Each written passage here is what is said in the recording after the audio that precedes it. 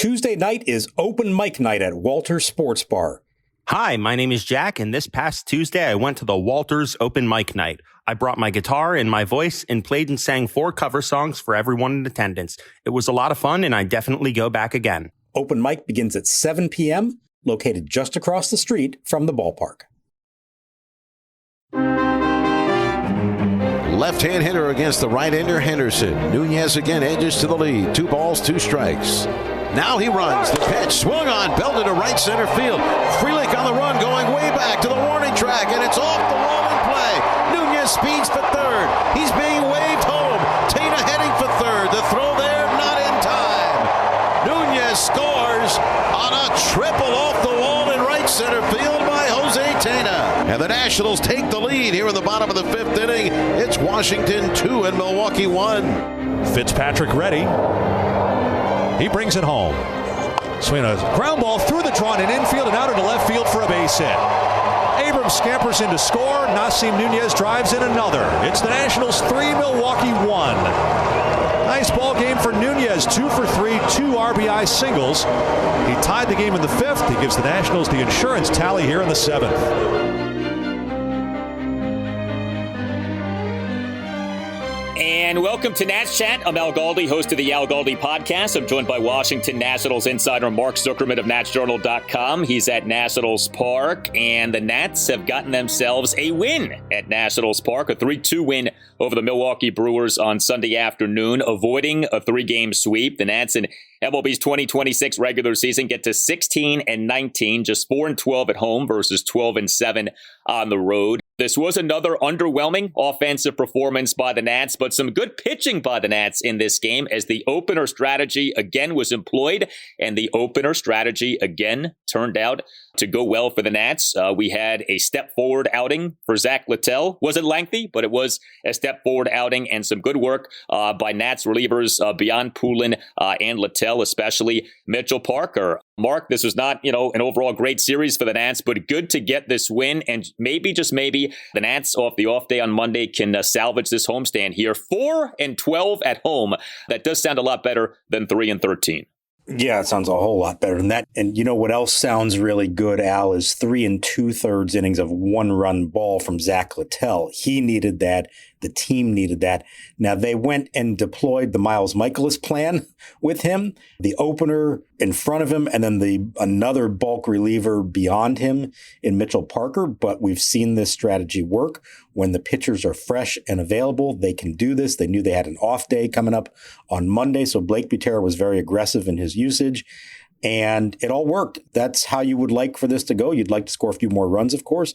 But short of that, the pitching staff did exactly what you would hope from them in this game, and a feel-good game for Zack Littell. I know it doesn't cure everything. It doesn't mean he's suddenly back where he needs to be. But he needed something like this, or it was going to get ugly here real quick. So we did not learn that the Nats would be using an opener for this game until Sunday morning. Do we know when that decision was made to use an opener for Littell in this game? I believe it would have been made after Saturday's game, and they realized that Poulin was going to be available to them the way they wanted. And I think it's important to note here, we'll get into the specifics of it, but he didn't just open. He threw 2 full innings.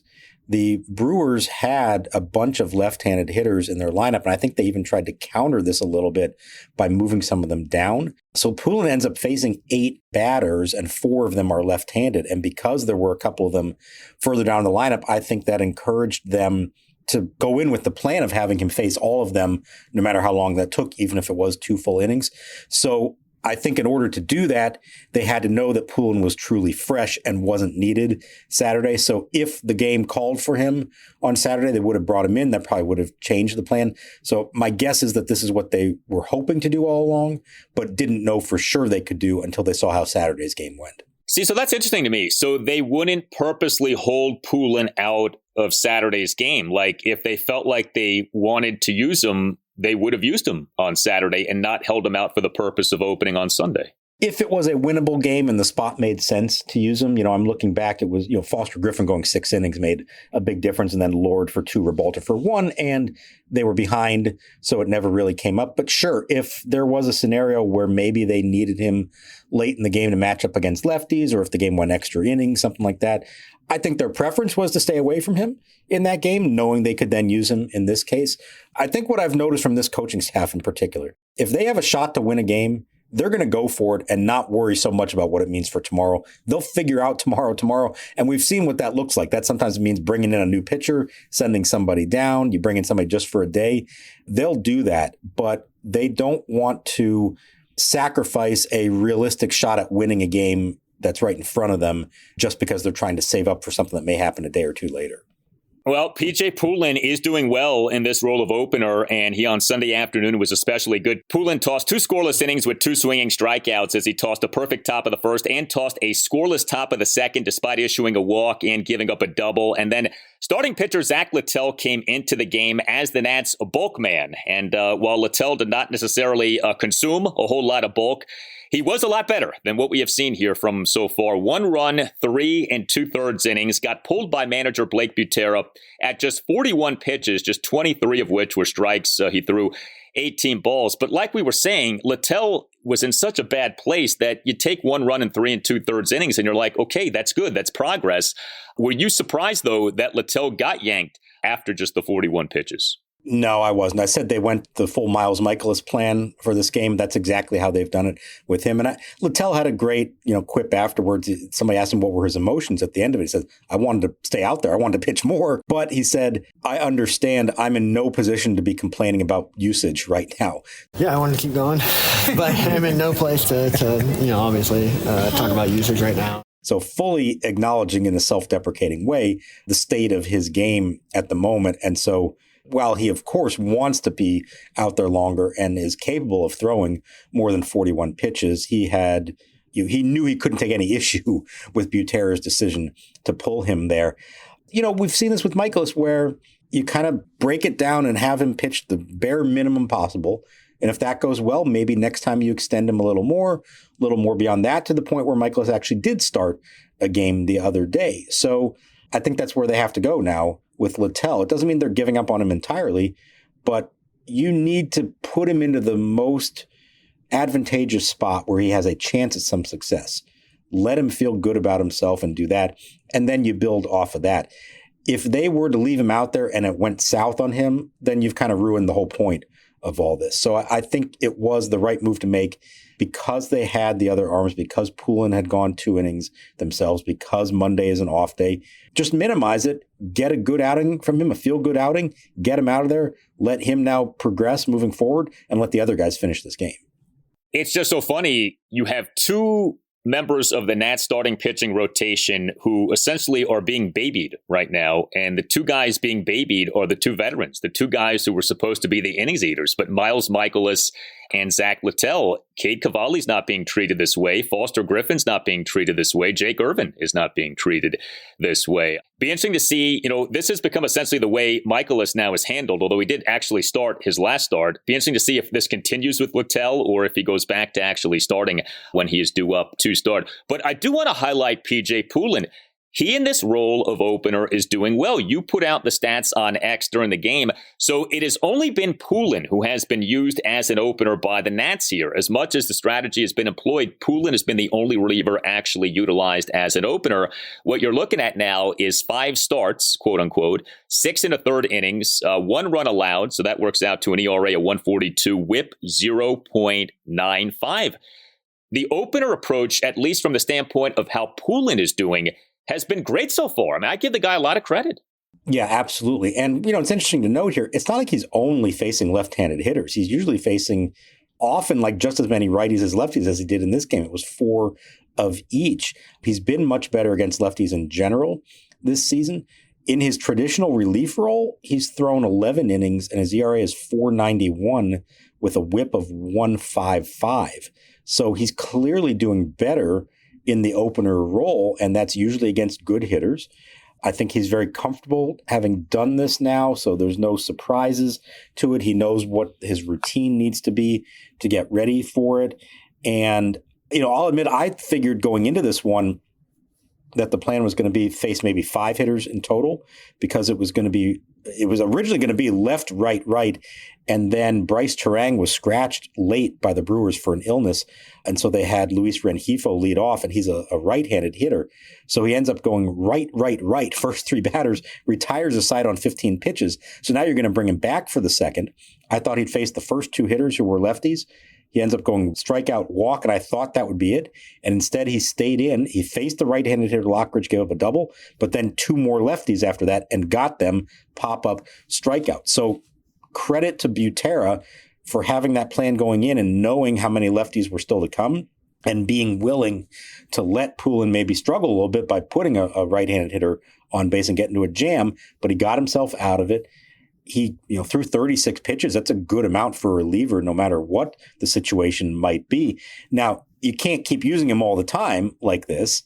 You either got to save him up for that opener job every 5 days, or maybe find one short relief appearance in between. If you're going to throw him that much, it does kind of limit his availability otherwise. But the fact that they have Lovelady, who's been pretty good also from the left side, Parker as another lefty who can give you length, I think it affords them the luxury of doing this when they feel like it's necessary. In the past, they really couldn't do this because they didn't have enough quality left-handers in their bullpen. And I'm not going to say all these guys are super quality, but they're getting the job done right now. And Poulin is available for this because they have other arms for later in the game. And what I continue to wonder is, will it only be Poulin who is used as an opener here? Or do we eventually see any other Nats relievers used as openers? And to go back to what we were talking about a few minutes ago, so let's say Poulin had pitched on Saturday, was unavailable for Sunday, but the Nats still wanted to use an opener for Zack Littell on Sunday. Would the Nats have used somebody else as an opener? Or would the Nats really have just said, oh, well, we only use Poulin as an opener. We don't have him. So, Zach, you got to go out there and actually start the game. I think it's so interesting how it has been like this, where it is only Poulin who has been used as an opener. You got to think somebody else would be capable of doing it, at least once, right? On even on like short notice, you say, okay, hey, Gus Varland or somebody like that, could you go out there and just give us an inning to get things going here? But so far, we have only seen Poulin. Yeah, I think they're very comfortable with Poulin, obviously. And as I said, they have the other lefties that they want for later in the game. So let's say that scenario you just described happened and Poulin had to pitch on Saturday. Would they open with Lovelady? I'm going to guess probably not, because they would have felt like they needed him to match up later in the game, which they did. He was the final guy on the mound facing some lefty hitters at the end of the game. I think the interesting one, and you mentioned like Varland. Okay, would they ever use a right-handed opener in front of a right-handed bulk guy? That's not so much about the matchup. That's saying, we don't trust this starter to face their best hitters, whatever side of the plate they're on. Would they go to that extreme? I'm going to guess right now they would not. But if you were ever in a real important situation and you just didn't have that faith or trust in your starter, especially if it's somebody who gets into first inning troubles all the time, maybe then you would try it with a right-handed pitcher. But I think for now it's Poulin, and if he's not available, they'll go ahead and start the regular starter. And we saw that happen with Michaelis last time, where we thought, oh, maybe they'll use the opener for him. And no, the Mets lineup didn't really match up right for that, so they went ahead and started Michaelis in that game. Al Galdi here to tell you about Window Nation's Buy 4, Get 4 free sale. But before that, the Window Nation look into the future. Anderson with that over-the-top delivery unloads.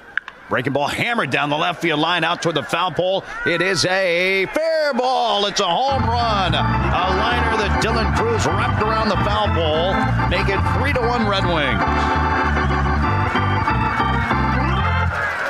Window Nation has a great offer for listeners of the Nats Chat podcast, the Buy 4, Get 4 free sale, during which you could replace all of your home's windows and get half of them for free. Plus, you can get your windows with no money down and no payments or interest for 2 years. The sale ends soon, so call 866-90-NATION or visit windownation.com now to book a consultation. 866-99-WINDOW NATION or windownation.com to book a consultation, and tell Window Nation that you want the deal that you heard about from Al Galdi on the Nats Chat podcast.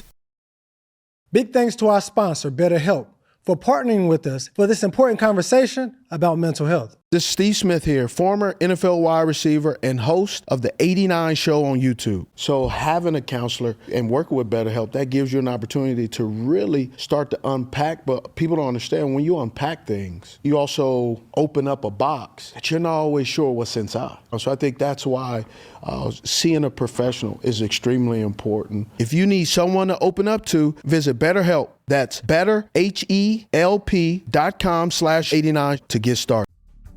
Hearing about the Nationals using different pitchers and changing up their strategy, it's clear that every move matters in the playoffs.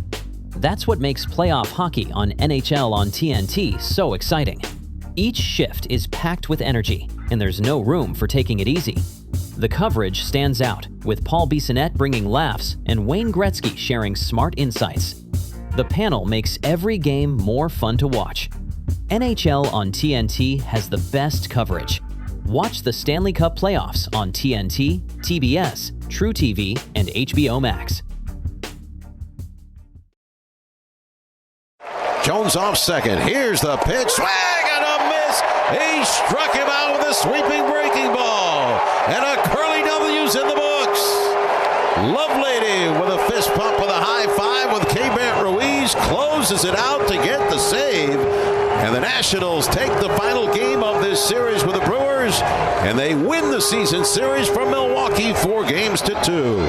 A curly W in the books. The final score, the Washington Nationals 3, the Milwaukee Brewers 2. The Nats in this game used 3 relievers beyond using reliever P.J. Poulin as an opener and using starter Zack Littell as a bulk man. Mitchell Parker, 2 perfect innings, 2 swinging strikeouts. Gus Varland officially allowed 1 run in 2/3 of an inning. And Richard Lovelady officially tossed a 2/3 of a scoreless inning for the save as we continue to play the game of who might get a save for the Nats today. The answer on Sunday was Richard Lovelady. I want to say this, though, about Mitchell Parker. I know it hasn't always been greatness with him as a reliever, but he has looked a lot better as a reliever, and we are seeing him strike guys out. And he, in this game, in a lot of ways, was the most valuable pitcher for the Nats in this game. Now, Poulin did well, too, but Parker, 6 up, 6 down, 2 swinging strikeouts, really good stuff from him.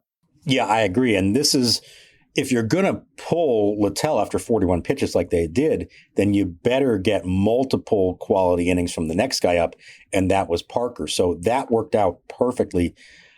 You're right. The overall numbers maybe aren't spectacular, but he looks better to me in this role than we've seen him recently as a starter. I think he can go in there knowing he's only going to face guys once, can attack them a little bit more.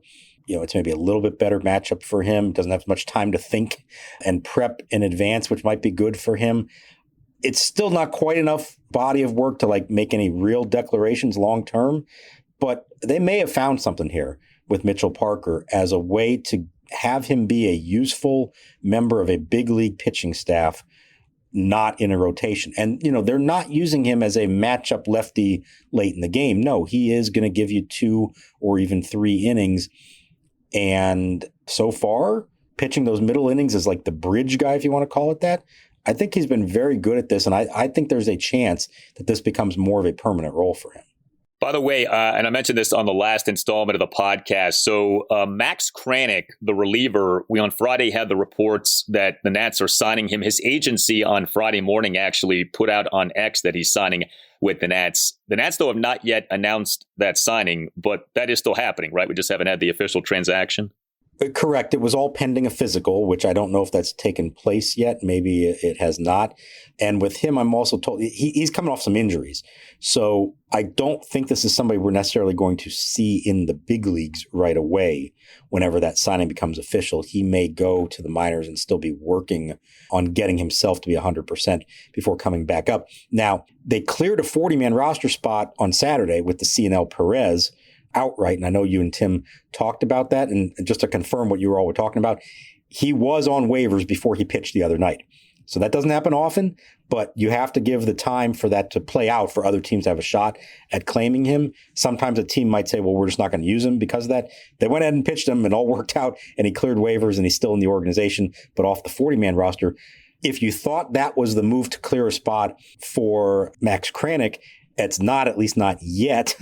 They actually picked up another guy that they announced early on Sunday during the game, and that is Zach Kent, a right-hander who was claimed off waivers from the Twins. He's been with like 4 different organizations in the last year. He's been optioned to AAA already, so he's on the 40-man roster, but not in the big leagues or anything like that. We'll see what comes of that. Eventually, they are going to have to clear a spot for Max Kranick whenever that signing does become official. The Nats offense in this 3-2 win over the Brewers on Sunday afternoon. Not good. This was not a good series for the Nats offensively, but the Nats, of course, did win the game. But 3 runs, 7 hits, a triple, a double, and 5 singles, 1 walk, 2 for 9 with runners in scoring position. We had Luis Garcia Jr. leaving the game. He was the Nats starting first baseman and number 2 batter, 0 for 2, removed from the game due to right wrist soreness. But we did get some good production from C.J. Abrams, Nasim Nuñez, and Jose Tena. Abrams as the Nats starting shortstop and number 4 batter, 2 for 4, 2 singles, and a stolen base. And his speed caused all kinds of problems for the Brewers in this game. Abrams in the Nats' 2-run fifth, leadoff infield single to the right side of the infield, despite having been down in the count at 1.12, and he had to steal a second base. Abrams in the Nats' 1-run seventh, leadoff first pitch single through the right side of the infield, and he advanced to second base on a balk by reliever Brian Fitzpatrick on a pickoff throw to first base as the speed of Abrams induced the balk. And so you look at C.J. Abrams now, his OPS is at 940, 50 points better than the OPS of outfielder James Wood, who has cooled off a bit, did not have a particularly good series. But in terms of qualified Nats, Abrams number 1 at 940 with the OPS. James Wood is at 890. But seeing the speed of Abrams in this game and what it caused, there also was this on that first single, the infield single, the Brewers pitcher stumbled coming off the mound. And I don't know if that was a function of the speed, but maybe it was. Abrams is quick. Maybe the pitcher is rushing to get to first base. But you really saw in this game what kind of damage his speed can inflict. It was critical, I think, in both of those situations. The infield single, as you said, to beat that out. The Nats' first base runner of the game, by the way, they were having a perfect game thrown against them. Not only 4 innings, but after what happened the other night with Mizorowski, you're always worried what might be. So he hustles down the line for that. And then I think that stolen base, I think it was really important what he did. There was 2 pickoff attempts prior to that. Now, we know the new rules say if you pick over a third time, you have to get him out, or else it's a balk and the runner automatically gets second base. So everybody knows once he's done it twice, well, hey, it's like you got free reign. You can just go for it. But you got to be careful with that. You can't give it up too quickly and take off too soon. You end up getting picked off, and then that's allowed. That counts. So what he did is he waited just long enough and then still got a huge jump on that one where the throw went down there, but it had no chance of getting him out. So it was a really astute job by Abrams of recognizing he's picked off twice. I've got to go here, but just make sure he's going to the plate before I take off to not take any chances with that. That puts him in position to score on the Nuñez single. And then 2 innings later, I agree. I think it's a different pitcher in the game now, but they're thinking, they're worried about him. And you saw the pickoff attempt from the lefty. He gets called for the balk. The first base umpire, Stu Sherwater, I've never seen a balk called like this. He just waved him off as if to say, get over there, take second base, and turned his back and walked away. Don't even try to argue with me on this one. It was the classic left-hander stepping towards the plate and throwing to first. And so many of them get away with that over the years. And this one was so obvious that there was no argument against it at all. And I think that's absolutely a product of Abrams, the threat of Abrams running. Yeah, Abrams making a big impact in this game. Nasim Nuñez, he is the Nats starting second baseman and number 6 batter, 2 for 3, 2 RBI singles, some really nice 2-strike hitting by Nuñez. He in the Nats' 2-run fifth had a 1-out RBI single to right center field to tie the game at 1, despite having been down at 1.02. And Nuñez in the Nats' 1-run seventh RBI single through the left side of the infield on a 1-2 pitch for a 3-1 Nats lead. And Jose Tena, he is the Nats starting DH and number 7 batter, 1 for 2 with an RBI triple. He in that 2-run fifth had a 1-out RBI triple off the right center field warning track for a 2-1 Nats lead, despite having been down at 1.02. So just enough offense in this game. You look at where the Nats are at offensively here lately, and we've been talking about this. So the Nats over the 3 games in this series totaled just 5 runs. The Nats now have scored 3 runs or less in 6 of the team's last 10 games. This is masked a little bit by the big outburst we had a few games ago, the 14-2 win at the Mets this past Wednesday. But, the offense has calmed down. And I think that was one of the nice things about Sunday afternoon. The Nats showed they can win when the offense isn't great. The pitching actually, in a lot of ways, carried the day here. The fielding was a bit better, too. It was good to see that, although we did have what happened with James Wood in the ninth. We'll get to that. But good to see the Nats win and, the offense calming down, but just enough here to get the victory. Just enough is the key phrase there. And we understand that, many of these guys batting in the bottom half of the lineup on a daily basis are not typically offensive threats. Nasim Nuñez is, high on that list. You've got to just be able to come through in situations of consequence. What were they? 1 for 11 with runners in scoring position during Saturday's loss. In this case, you have Nuñez come up twice with Abrams in scoring position. What does the situation call for? Contact and get the ball out of the infield. And he did it in both cases. It was a 2-2 pitch. So 2-strike RBI single in the fifth. Another, it was the infield was in the seventh with Abrams on third. And he pulled the ball and got it right through the gap between the drawn in third baseman and shortstop. Good situational hitting from him. They don't need this guy to have a huge OPS. They know what Nasim Nuñez is. They know that he's going to make a big impact in the field and on the bases. But if he comes up in a big spot with a runner in scoring position, he's got to give you a productive at bat. And so to see him do that twice in this game, I think was really good. It was good to see Tenna, who isn't playing a lot, but I give him credit. He's coming through very often when he hits. RBI triple. Remember, he had the pinch hit homer in Chicago last weekend. And I just want to give a real quick shout out. We don't do this often. Keibert Ruiz at the plate. He had a line out in this game. And then in the eighth inning, he hit a leadoff double to deep left field. And I noted the exit velocity, 106. For Keibert Ruiz, that's a rare occurrence to hit a ball with that kind of authority. Good for him. I don't know if that's a sign of anything moving forward, but boy, that had to feel good. He needed something like that.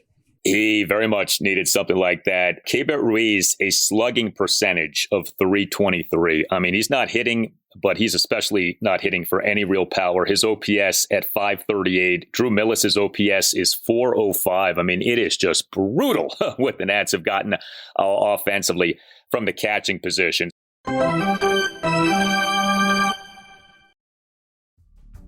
Hearing about the Nationals using different pitchers and changing up their strategy, it's clear that every move matters in the playoffs.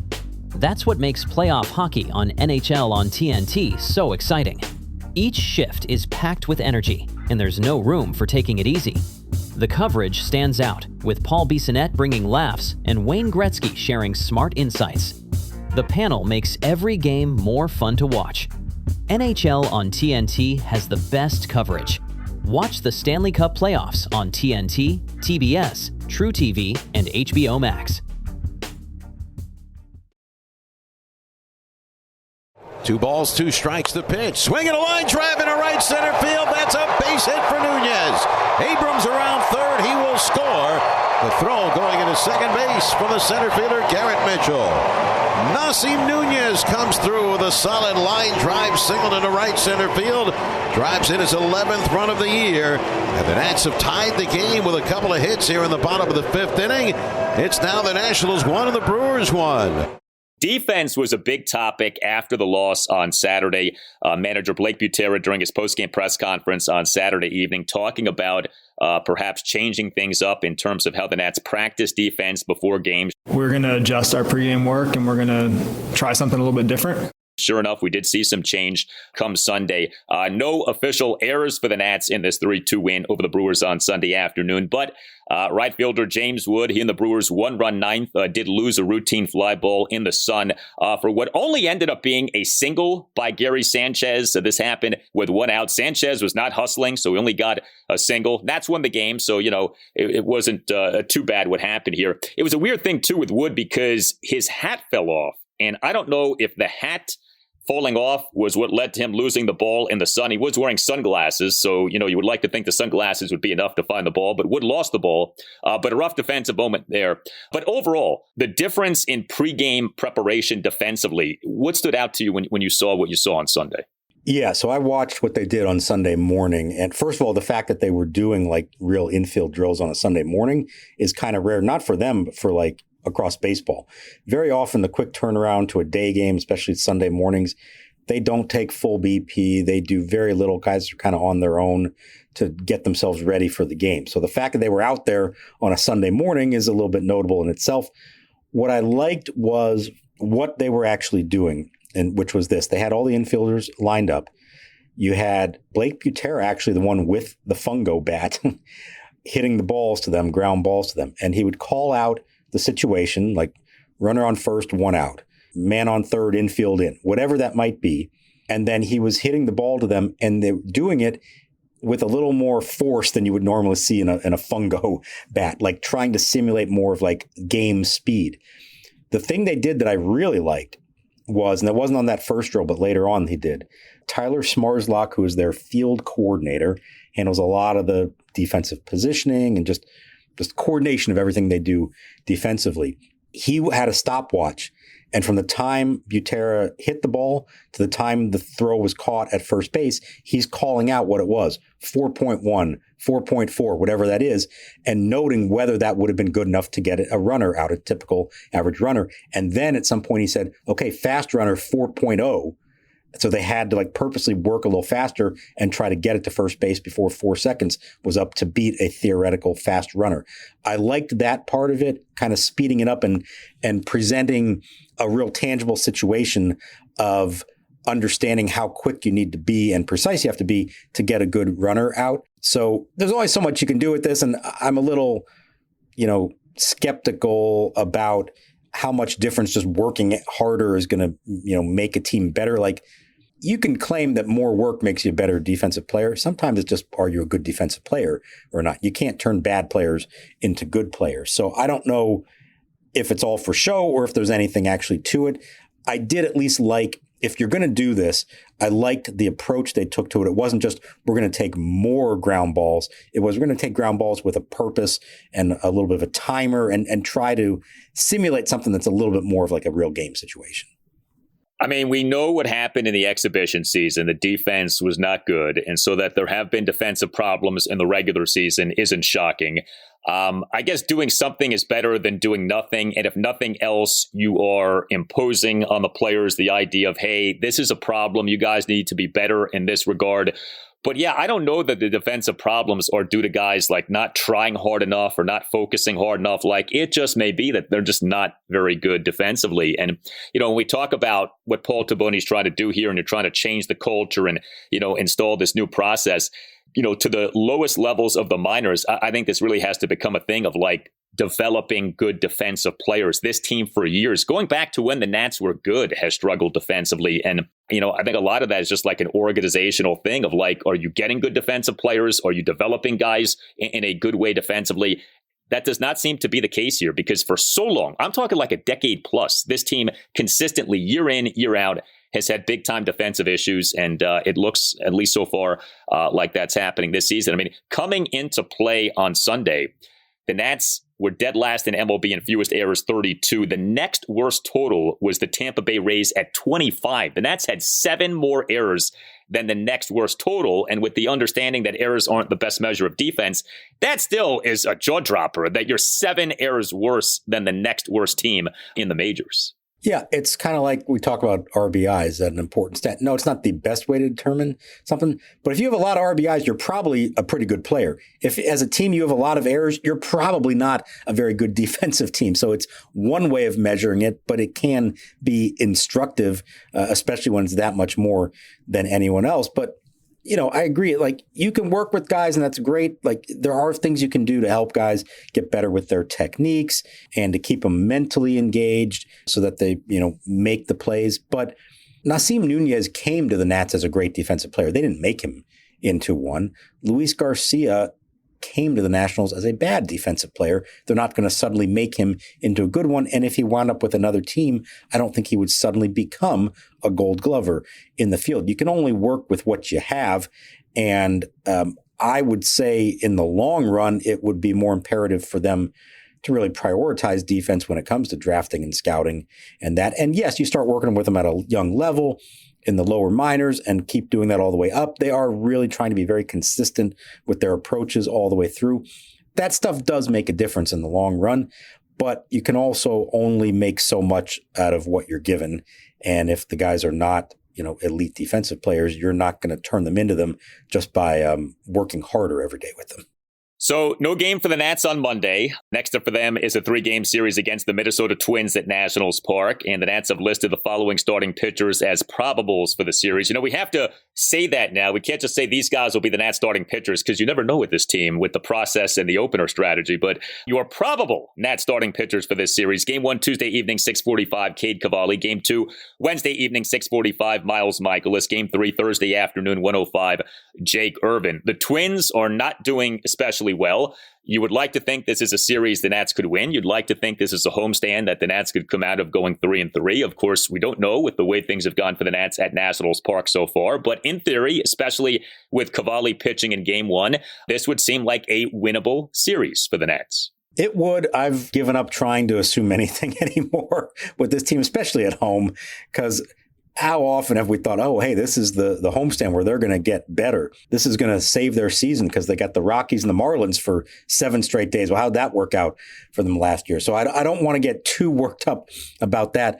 I'll just say I think there's an opportunity for Cade Cavalli on Tuesday night to really continue what he has done.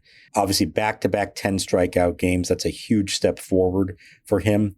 Not saying he's got to strike out 10, but if he can be in dominant form again, that helps lead credence to the idea that he is really taking a step forward and becoming the ace of this team. You hate to have him suffer a big, regression back to where he was a little while ago. He's been pounding the strike zone, but more importantly, he's throwing quality strikes, and that leads to all the strikeouts. So I would like to see him continue that, set a good tone for the series, and just really start to establish, hey, Cade Cavalli, he's the leader of this staff. He's the guy who is taking off before our eyes and becoming a frontline big league starting pitcher. And I mentioned Luis Garcia Jr. leaving the game due to the wrist soreness. This is concerning enough to where he's getting an MRI exam, huh? Yeah, the MRI, and you do that just to be sure. Apparently he was feeling it on the swings, not in the field. It was his second at-bat that it really acted up on him, and so they pulled him from the game and going to take a look at it. We'll see. You hope it's not anything all that serious, but we know that Garcia's value to this team is with the bat, not the glove. So if he can't swing or can't comfortably swing, I would think they would rather be on the cautious side there and give him 10 days off if they had to, as opposed to trying to force the issue just because, we got to have him in there at first base for us. So we'll see what that says, but they have the off day. That's helpful. It gives them some time to both to get the MRI, find out what it says, and then if they do need to bring somebody else in, like an Andres Chaparro, we'll see if they make that move. Well, the Nats have dealt with some injuries, especially in terms of relief pitchers. But the Nats have been remarkably healthy when it comes to position players. So, hopefully that continues here. But, at some point, you're going to start having some injuries with these position guys. I mean, not a single position player is on an injured list for the Nats. And I can't even recall like a guy sitting out a game because of like some sort of minor ailment that doesn't land him on an injured list. Like it feels like for the most part, everyone has been available for every game, at least as far as we know. Right. And as much as we've talked about the pitching staff and all the changes and all the new arms coming in, they've barely done anything offensively. Chaparro was sent down and they, added Meade. That's pretty much all they've done from an offensive standpoint, a position player standpoint since opening day. And we're 35 games in. That is a surprise to me. I thought we'd have a lot more movement in that regard. And I think, if I remember right, this is the first player to come out of a game due to injury so far this season. Maybe somebody, especially on the pitching side, has like reported soreness after the fact, but to actually come out of the game injured, we haven't had that happen yet. Yeah, a lot of good injury luck for the Nats so far from a position player standpoint. You tell us what you think. Hit us up on X at Nats_chat. You can find us on Blue Sky at Nats Chat Podcast. You can email us natschatpodcast@gmail.com. We have a website you could check out too, natschatpodcast.com, at which you can purchase a Nats Chat Podcast t-shirt. All Nationals radio highlights on Nats Chat are courtesy of 106.7 The Fan. For Mark Zuckerman, I'm Al Galdi. We thank you for listening, and we'll talk to you next time on the Nats Chat Podcast.